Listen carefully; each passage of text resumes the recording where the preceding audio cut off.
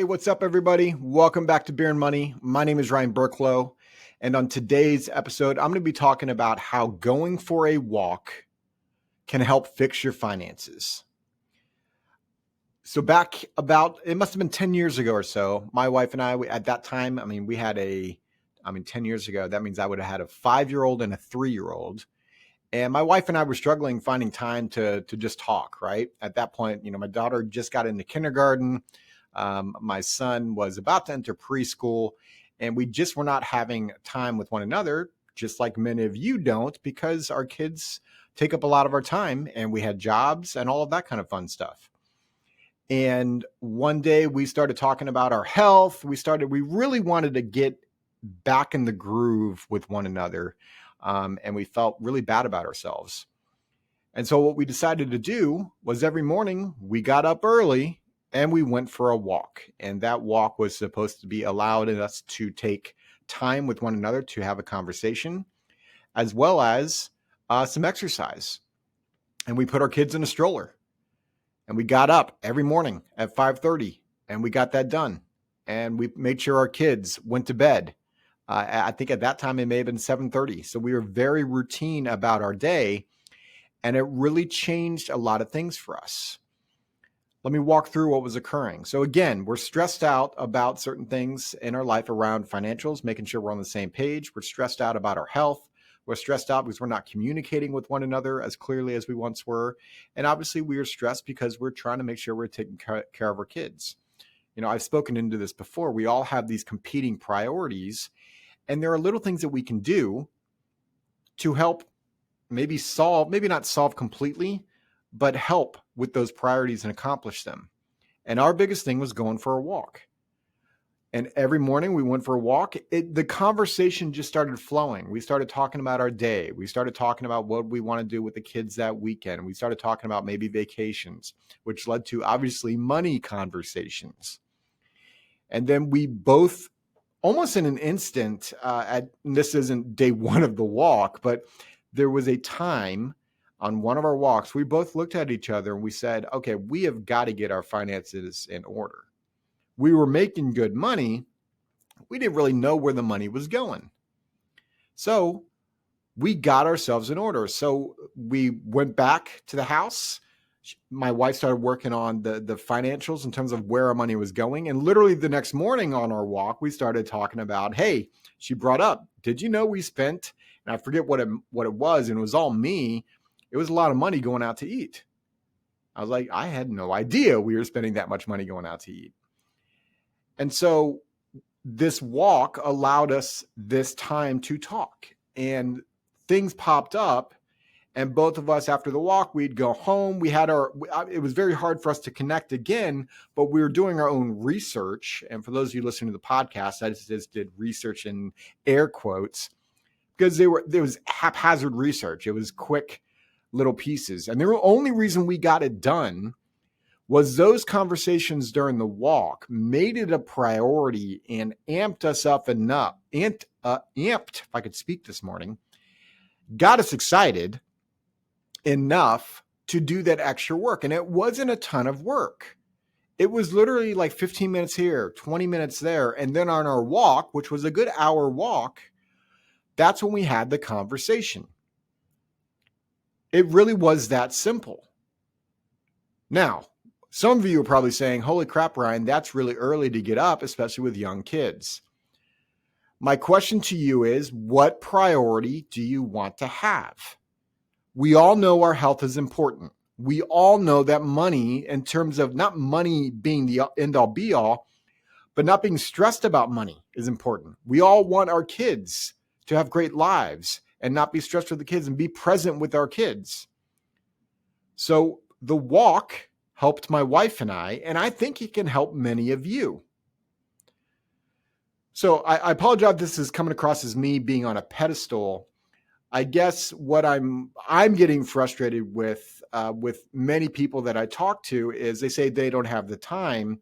And I'll bring up, well, what time do you get up? Or what time? Like, I started going through their day, and they've got the time. They just choose to spend it differently. I mean, let's just call it what it is. How many hours of Netflix do we watch per week? or Hulu or whatever it is you watch. We have the time. I mean, just take this stupid phone away and we've got the time. It's not a time issue. It's a how big of a priority is it for you? And the only way to figure out how big of a priority is it for you is to figure out what it is you want. My wife and I wanted our cash flow to be such that we can spend the money and not worry about it. And the only way to do that is have automation built. We wanted to be able to go and spend time with our kids and not stress about money. We wanted to become wealthy so that we can have the life that we want, have the legacy that we want, and not wealthy from a like Scrooge McDuck. I'm talking about wealthy from the standpoint of we want our time back so that we can give our time to the places we want and, frankly, give our money to the places we want. And the thing that spurred it all was a morning walk. So I know this is a short episode. I hope this comes across the way in which I wanted to. And really, I just point that out. I'll describe what I want this to come across as. Hopefully it's a motivator for you and your spouse to have a conversation about money and be able to come together as a team for your family.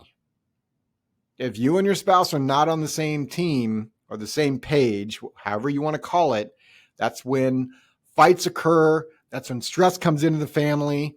And we all know how that can lead into divorce, which then a whole nother path around what happens to finances, family, and all that kind of stuff. So do yourself a favor. Try a morning walk. And don't just try it one time. And yes, the second day sucked. Like the first day we were excited. The second day was not fun at all because we were tired. But like anything else, when you've got the habit, it just becomes routine. And when it becomes routine, it's no longer, you don't even think about it. My wife and I still to this day do this morning walk.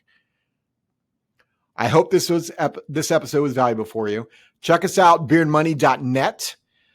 At the top of the page is a contact us. My question for you today is, what are you doing with your spouse routinely to be on the same page? I'd love to hear other ideas and what you all have done. And we could share that on the podcast as well, because I realize going for a walk may not be a one-size-fits-all approach, but maybe it spurs some ideas for you and your spouse to do something together. Hope this was a good one.